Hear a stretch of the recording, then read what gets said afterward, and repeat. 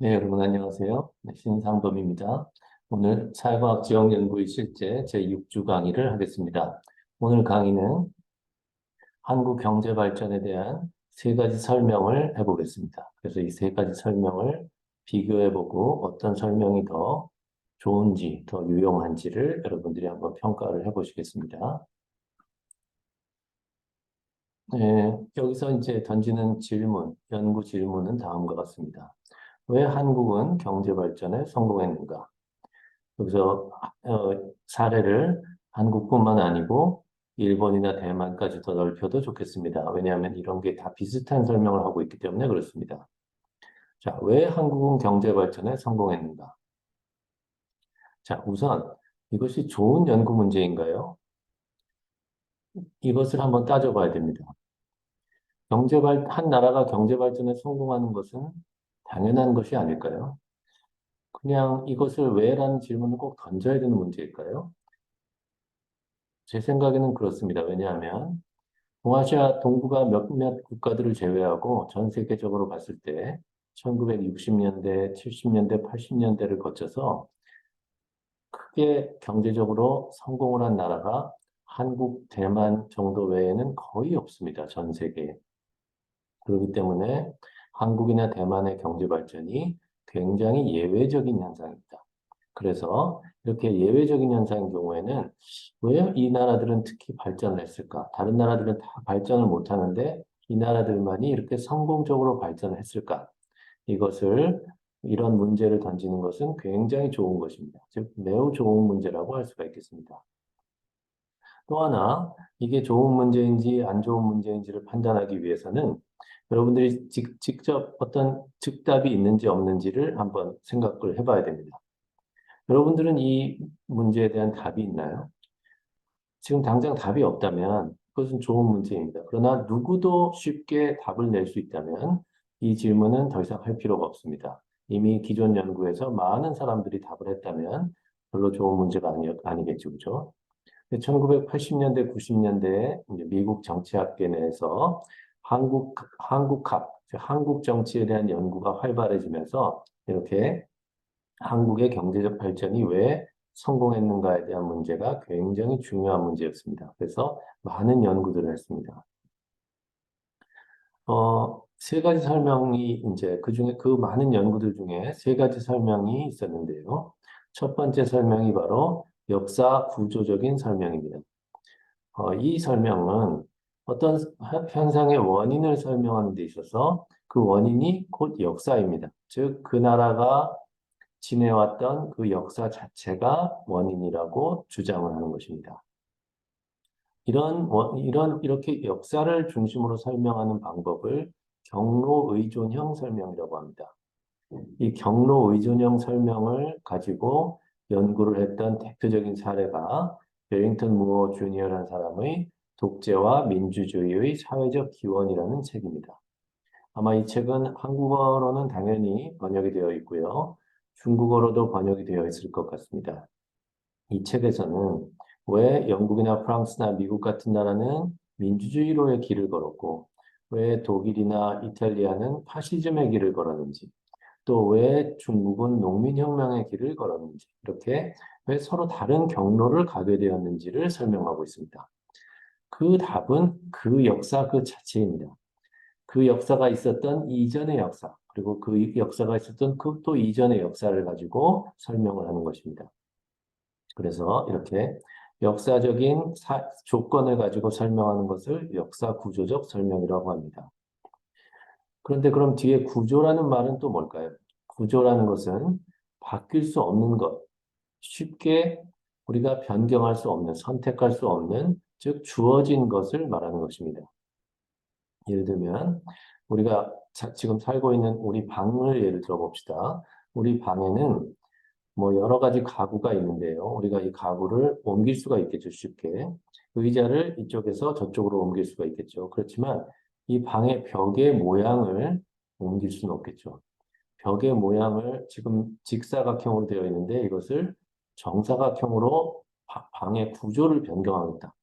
이건 굉장히 힘든 거죠. 왜냐하면 이 벽은 원래 이 방을 지을 때 주어진 것이기 때문에 우리가 함부로 변경할 수가 없기 때문이지 않습니까? 이렇게 우리가 선택에 의해서 바꿀 수 없는 것을 구조라고 합니다. 이 역사 구조적 설명에서 사용하고 있는 역사나 구조가 예를 들면 냉전 시대에 동북아라는 전략적 지역에서 한국이 그 시기에 그 위치에 놓여 있었기 때문에 발전했다고 주장하는 것입니다. 그런데 한국이 그 시기에 그 지역에 놓여 있었다는 것은 우리가 선택할 수 있는 문제가 아닙니다. 한국이란 나라가 왜 한반도에 있느냐? 이것에 대한 답은 없습니다. 한국이란 나라가 왜 동북아시아 지역에 있느냐? 이것에 대한 답은 없습니다. 그 답은 원래 거기에 있는 것이다라는 답밖에 없습니다. 그렇기 때문에 우리가 주어진 것을 가지고, 즉 우리가 쉽게 바꿀 수 없는 것을 가지고 어떤 현상을 설명하는 것을 역사 구조적 설명이라고 합니다. 두 번째, 제도적 설명은 이런 구조와는 정반대로 구조가 아닌 행위자들의 선택의 문제를 가지고 이제 어떤 현상을 설명하는 것입니다. 즉, 정책 결정자가 어떤 제도를 선택하느냐에 따라서 경제 발전의 결과가 달라진다고 보는 것입니다. 예를 들면 한국은 어떻게 해서 경제 성장을 했는가? 한국의 지도자들이 어떤 특정한 정책을 잘 선택했기 때문에 발전했다고 보는 것입니다. 아까 말한 대로 역사나 구조하고는 상관이 없고요. 그런 구조라는 주어진 조건 하에서도 만약에 지도자가 제대로 된 선택을 하지 못했다면 발전하지 못했을 거라고 주장하는 것입니다. 그리고 이 설명은 장점이 있는데 이 설명이 맞다면 다른 나라에도 정책적 함의를 제시할 수 있습니다. 즉, 너희도 발전하기 위해서는 이러이러한 선택을 하면 되겠다라고 하는 추천을 할 수가 있습니다. 함의를 제공해 줄 수가 있겠습니다. 마지막으로는 문화적 설명을 예로 들 수가 있겠습니다. 문화적 설명이란 문화를 통해서 경제 발전을 설명하는 것입니다. 문화를 통해서 어떤 특정한 현상, 정치적 현상을 설명하는 것입니다. 여기서 말하는 문화는 특정한 집단이 가지는 규범이나 관습을 말하는 것입니다. 규범이란 것은 어떤 것이 당연히 그렇게 해야 된다는 당위를 이야기하는 것입니다. 예를 들면 버스에서 노인들이 타면은 젊은 사람들이 자리에서 일어나서 노인들에게 자리를 양보해 주어야 된다. 이런 법은 없습니다, 우리에게. 그렇지만 이것은 규범으로 우리에게 있습니다, 우리 사회에. 그렇지만 이런 규범이 미국 사회에는 없습니다. 미국 사회에서는 노인들이 버스에 타도 쉽게 젊은 사람들이 자리를 양보하지 않습니다. 왜냐하면 그런 법이 거기 없어서가 아니라 그런 규범이 그 사회에 없기 때문에 형성되어 있지 않기 때문입니다. 그런 것을 규범이라고 하고요. 또 관습, 어떤 그 전해져 내려오는 습관 이런 것들을 문화라고 합니다. 그런데 문화는 개인이 가지는 것이 아니고 집단이 가지는 것입니다. 어떤 사람의 문화, 사람 일의 문화라고 하지 않습니다. 어떤 연세인 하면 연세인의 문화, 군대지만 군대 문화, 기업하면 기업의 문화라고 하지 그 기업에 있는 특정 한 사람의 문화라는 말은 성립되지가 않습니다. 문법적으로. 그래서 문화란 특정 집단이 가지는 특징인데 이 집단이 어떤 나라가 될 수도 있고요. 어떤 지역이 될 수도 있습니다. 어쨌든 이런 문화적 특성을 가지고 정치 현상을 설명하는 것을 문화적 설명이라고 합니다. 문화적 설명의 대표적인 예로서는 막스 베버라는 사람이 쓴 팜플렛인 프로테스탄트 윤리와 자본주의 정신이라는 책이 있습니다. 이 책의 주요 핵심 주장은 뭐냐면 왜 영국이나 서유럽이 자본주의를 발달시킬 수 있었겠느냐? 왜 먼저 산업화를 할 수 있었느냐? 왜라는 질문에 대한 대답입니다. 이 질문에 대한 이 베버의 대답은 바로 영국이나 서유럽에서 신교, 즉 기독교 중에서 프로테스탄트 윤리가 작동했기 때문에 그렇다는 것입니다. 프로테스탄트 윤리는 기존의 카톨릭, 즉 구교와는 달리 사람들이 돈을 벌고 이윤을 추구하는 행위가 너무 지나치게 탐욕스럽지가 않고 그것이 성서의 기본 원리와 배치되지만 않는다면 교회에서 이것을 적극 허용할 수 있다라고 주장하는 그런 어떤 문화가, 그런 어떤 원칙이 들어가 있습니다. 구교에서는 돈을 벌면 벌수록 천당에 가기도 힘들고 그것을 욕심을 부리는 것을 죄악시했는데 이 프로테스탄티즘에서는 신교에서는 사람들이 이윤을 추구하는 활동 자체를 죄악시하지 않았습니다. 이렇게 사회의 지배적인 문화가 바뀌다 보니까 그 사회에서 자본주의라는 어떤 메커니즘이 싹트게 되었다는 것이 이 설명입니다. 또 한 가지 예를 든다면 사무엘 헌팅턴이라는 사람이 있는데요. 이 사람이 쓴 문명의 충돌이라는 책이 있습니다. 1990년에 출판되었는데요. 이 문명의 충돌에서 저자가 주장하는 것은 뭐냐면 오늘날 국제 정치를 설명하는 그 현상, 국제 정치의 그 어떤 갈등이나 전쟁을 뭘로 설명할 것이냐?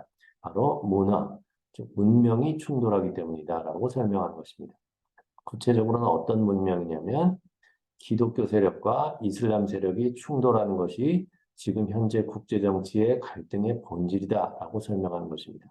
이렇게 문화를 가지고 정치 현상을 설명하는 접근법들도 있습니다. 가장 최근에는 1980년대, 90년대로 오면은 로널드 잉글하트라는 사람이 이제 굉장히 유명한 사람인데요. 이 사람은 세계 가치 조사라는 걸 해왔습니다. 그러니까 전 세계 사람들에게 일정한 똑같은 문항을 수십 년간 이제 설문조사를 했습니다. 너는 노인을 공경해야 된다고 생각하느냐? 그래서 그 답의 평균값을 나라별로 비교해 본다든지, 뭐 이제 이런 그 가치를 어떤 가치를 어떤 사람들은 얼마나 중요시 여기는가를 가지고 설문을 했는데 이 설문조사 데이터를 가지고 다른 어떤 현상들을 설명할 수가 있겠습니다. 여러분들도 만약 이런 문화적인 접근에 관심이 있다면 잉그라트의 그 가치조사 데이터베이스에 들어가 보면 정말 많은 자료들을 얻을 수가 있겠습니다. 자, 하나씩 차례로 설명해 보겠습니다. 먼저 역사 구조적 설명에서는 한국의 경제 발전을 어떻게 설명하는가? 첫째, 한국이 경제 발전을 할 수 있었던 가장 근본적인 역사는 냉전과 미국과 소련의 대립입니다.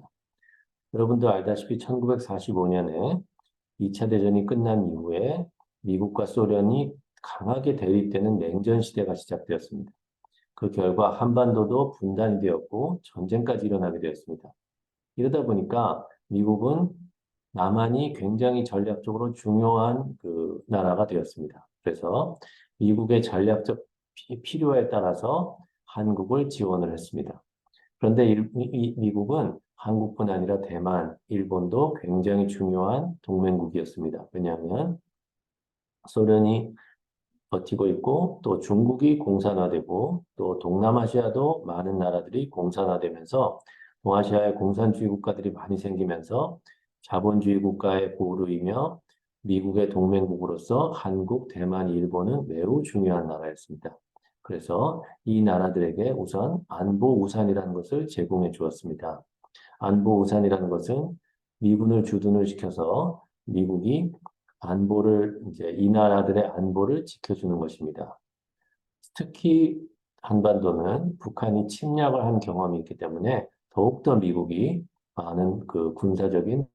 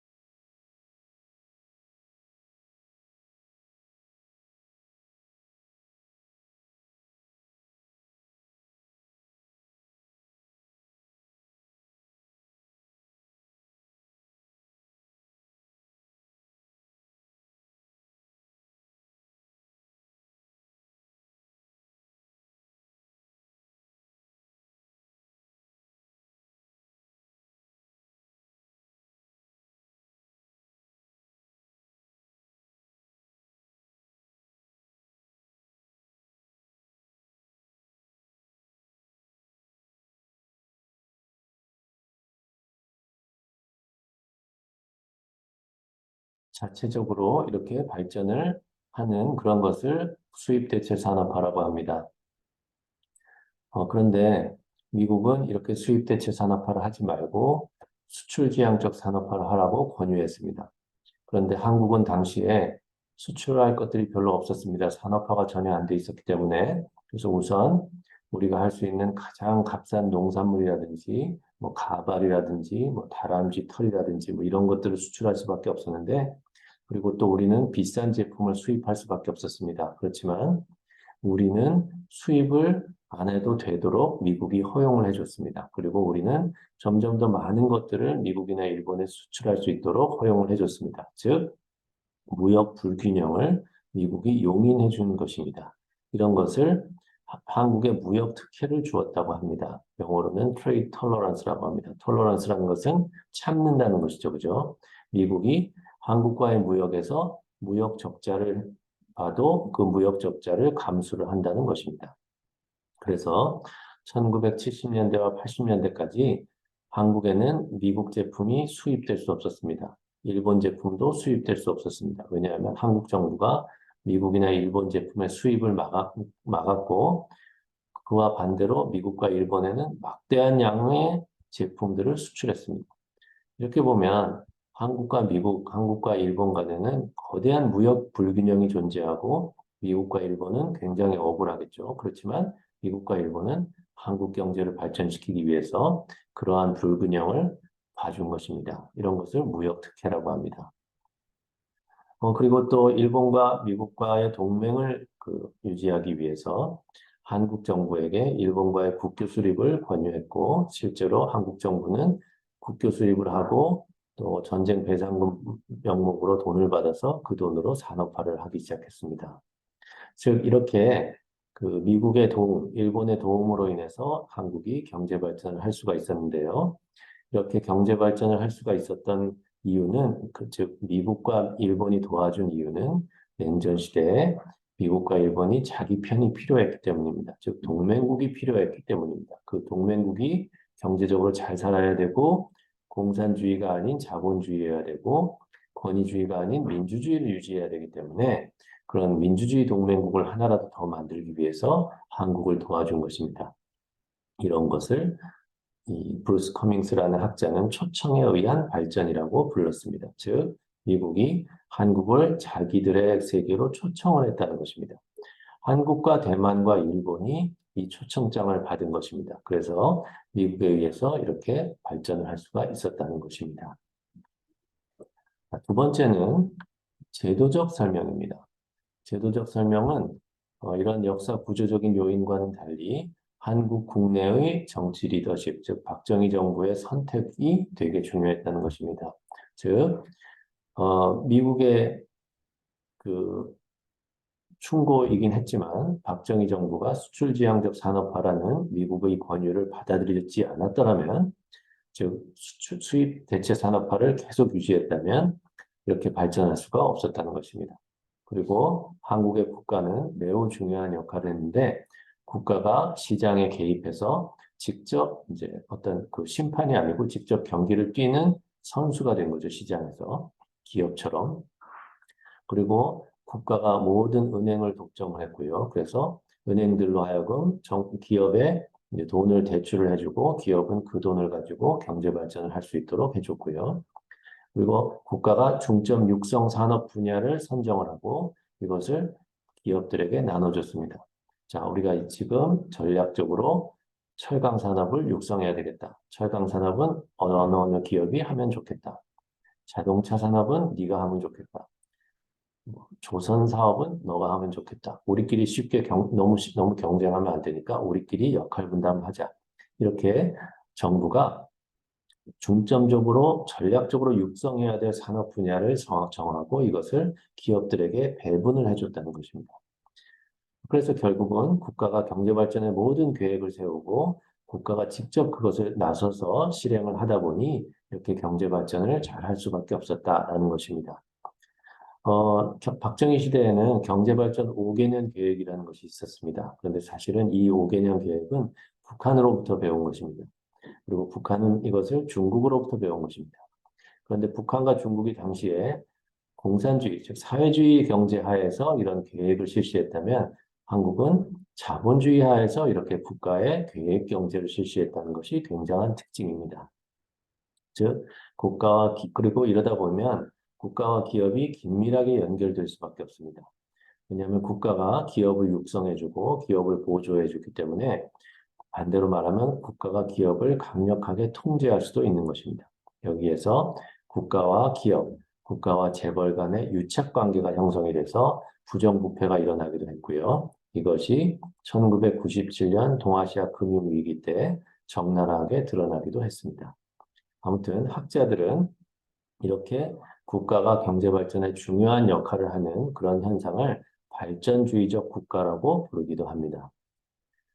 발전주의적 국가라는 것은 두 가지 기준을 가지고 이제 국가의 유형을 네 개로 나눠놨는데요. 첫째는 이 국가의 경제가 계획에 의존하고 있느냐 아니면 시장 경제이냐 두 가지 중에 하나를 선택하게 되어 있습니다. 또 하나는 국가의 경제 정책이 합리적인 판단에 의존하고 있느냐 아니면 조금 더 이념적인 그 측면에 의존하고 있느냐입니다. 우리가 지금 얘기하는 발전주의 국가는 합리적 판단을 하지만 시장 경제가 아닙니다. 사실은 국가의 계획 경제인 것입니다. 이런 것을 발전주의 국가라고 합니다. 보통 우리가 아는 자유시장 경제는 시장 경제에 의존하면서도 합리성에 기반을 둔 결정을 하는 체제입니다. 지금 오늘날의 한국이 바로 이러한 자유시장 경제입니다. 하지만 1960년대, 70년대 한국은 경제를 시장에 완전히 맡겨놓은 것이 아니고 계획에 의해서 움직였습니다. 몇 년부터 몇 년까지 수출 100억 불이라는 목표를 달성하겠다라는 계획을 세우고 그 계획을 국가가 밀어붙이는 것입니다. 강제로 실천하게 하는 것입니다. 그래서 그렇지만 그것이 이념의 기초를 둔 것이 아니고 합리성의 기초를 둔 것이기 때문에 시장 경제와 일맥상통했던 것입니다. 그런 것을 발전주의 국가라고 합니다. 반면 중국이나 소련 같이 이념의 기초를 둔, 즉 평등이라는 사회주의라는 이념의 기초를 두고 계획 경제를 실현한 것이 바로 소련 모델이고요.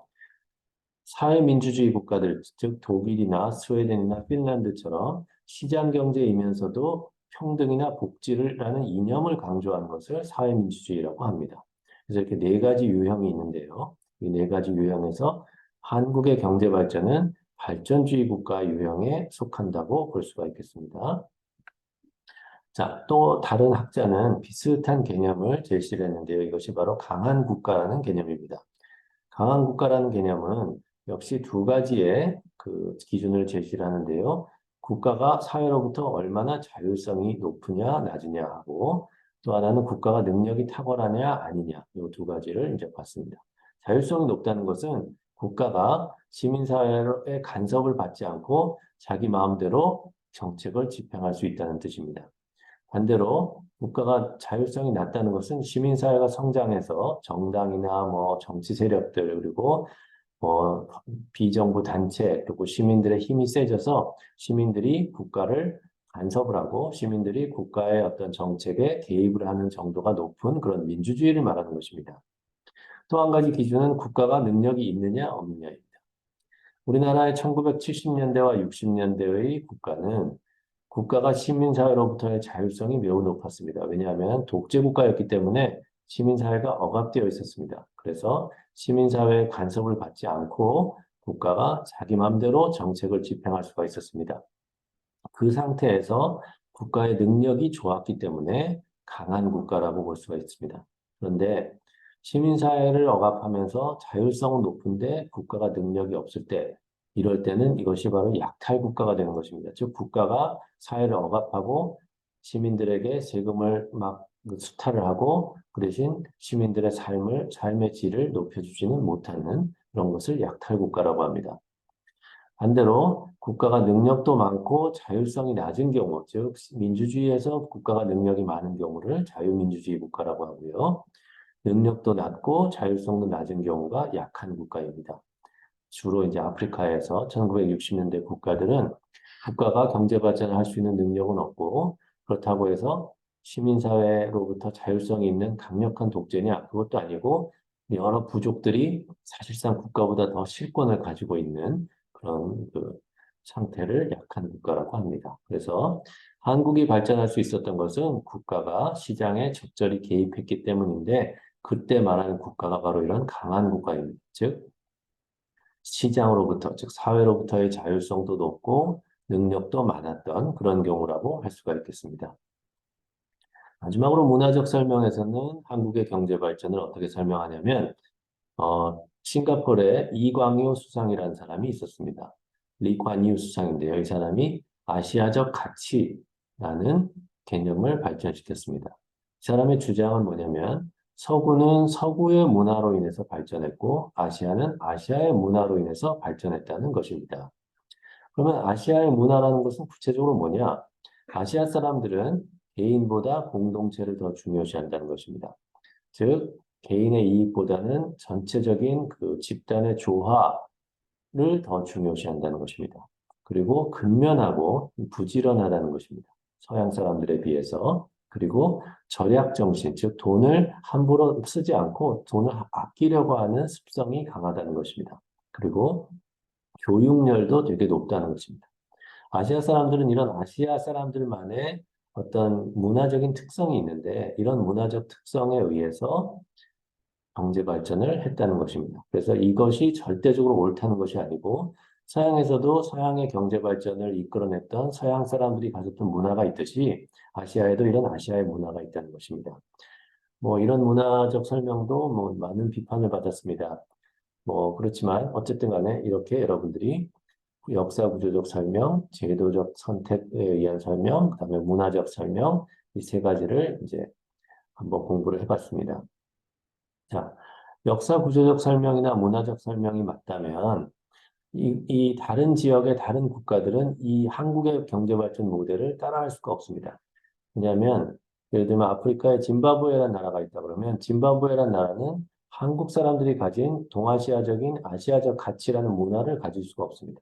그리고 또 한국이 1960년대, 70년대 상황, 그 당시에 있었던 냉전이라는 상황, 그다음에 어떤 한국이 갖고 있었던 지리적인 위치, 이런 것들을 따라할 수가 없습니다. 짐바브웨는 지금 냉전 시대도 아니고 아프리카에 있습니다. 아프리카는 미국과 소련이 지금은 대립하지도 않고, 물론 대립하지만 전략적으로 덜 중요한 지역입니다.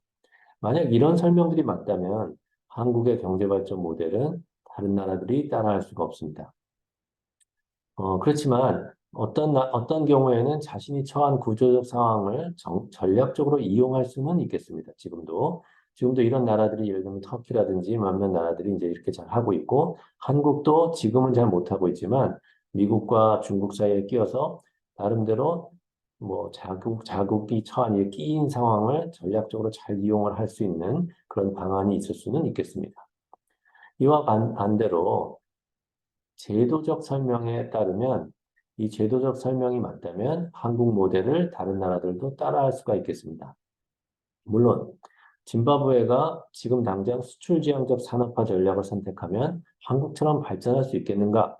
이 질문에 대한 대답은 매우 회의적입니다. 하지만 이 두 설명에 비해서 이 제도주의적 설명은 다른 나라들에게 약간의 희망을 주는 그런 역할을 하고 있습니다. 그렇지만 이 세 가지, 결론적으로는 이 세 가지 설명 다 장점과 약점이 있겠습니다. 여러분들은 어떤 것이 더 맞느냐가 중요한 게 아니고 이 세 가지 설명이 어떻게 다른지를 잘 이해하면 됩니다.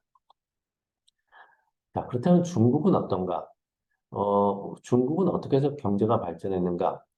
역사 구조적 설명의 대표적인 것이 바로 날아다니는 기러기 모델입니다. 날아다니는 기러기들은 이렇게 줄을 지어서 이제 날아다니는데요. 여기 보면 맨 앞에 나라가 일본이고 그 다음에 뒤를 잇는 나라가 한국이나 대만이나 홍콩이나 싱가포르 같은 나라였습니다. 옛날입니다. 이게 1950년대부터 이어져 왔던 이제 산업 이 어떤 그 구조의 변화인데요. 옛날에는 1950년대에는 일본이 철강 산업을 했습니다. 그러다가 일본이 조금 더 이제 기술 집약적인 산업으로 이동을 하게 되는데, 예를 들어서 자동차 산업을 하게 된다 그러면 철강은 그 뒤를 이어오던 대만과 한국이 하게 됩니다. 그리고 한국과 대만이 하게 되던 섬유 산업이라든지 의류 제조업이라든지 이런 것들은 그 뒤에 오는 말레이시아나 중국 이런 나라들이 하게 됩니다. 그런데 일본이 여기서 조금 더 발전해서 자동차 산업보다는 전자제품 산업을 하게 된다 그러면 자동차를 그 뒤에 이어오는 다른 나라들이 하게 되는 것입니다. 이런 식으로 한 지역 내에서 산업의 구조에 있어서의 그 가치 변동이 일어나는 것을 나르는 기러기 모델이라고 합니다. 그래서 결국은 한국과 일본의 뒤를 이어 중국이 철강 산업을 하게 됐고, 물론 한국과 일본 전에는 미국과 독일, 영국 이런 나라들이 세계 철강 산업을 독점을 했었죠. 그렇지만 지금은 중국이 세계 철강 산업의 대부분을 차지하고 있습니다. 절반 이상을 생산하고 있습니다. 그리고 중국은 지금 자동차 산업, 모든 산업들을 다 이어받아서 하고 있습니다. 이렇게 분업 구조로서 설명하는 것을 구조적 설명이라고 합니다. 자, 그러면 중국은 과연 발전주의 국가이냐, 강한 국가이냐, 이런 설명도 할 수가 있겠습니다. 자, 이것은 제도주의적 설명에서 나온 얘기인데요. 여러분, 돌다리를 두들겨 보고 방향을 설정한다. 이런 속담이 있죠, 그죠? 이것이 바로 등소평이 했던 방식입니다. 등소평이 개혁개방을 처음 할 때는 일정한 전략이 없었습니다. 즉, 국가가 이렇게 해라, 저렇게 해라는 것이 없었고, 각 지방에서 알아서 하도록 했습니다. 각 지방에서 혁신이 이루어지면 그 혁신을 중앙이 수용을 해서 전국으로 확산을 시켰던 그런 패턴으로 발전했습니다. 그래서 개혁개방이 처음 시작됐던 1980년대와 90년대까지는 중국 정부가 발전주의 국가라고는 할 수가 없었습니다. 그리고 강한 국가라고도 할 수가 없었습니다. 국가가 그런 능력이 있다기보다는 각 지방이 알아서 발전하도록 놔뒀습니다. 그렇지만 중국이 WTO에 가입을 하고 자본주의 시장 경제가 고도화된 2000년대 이후에는 중국의 중앙정부도 발전주의 국가의 모습을 보이고 있습니다. 지금은 중국의 중앙정부가 모든 경제를 통제하고 있고 계획하고 있고 선두에서 지휘를 하고 있습니다. 첨단 산업을 육성하고 있고 미국과의 경쟁에서 살아남을 수 있도록 이길 수 있도록 전략을 짜고 있습니다. 전형적인 발전주의 국가의 모습을 보인다고 할 수가 있겠습니다.